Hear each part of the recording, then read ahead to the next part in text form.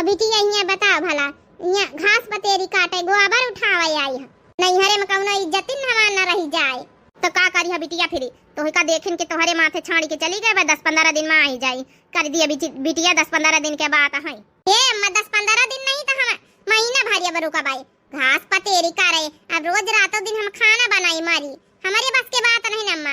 हम जाई जय संझ तक अपने ससुरे ए नहीं था हुआ तो भला फिर भी तीसरे दिन नंबर आवत, एक दिन बड़की जिज्जी बनाऊती, एक दिन छोटका बनाऊती, एक दिन हम बनाई।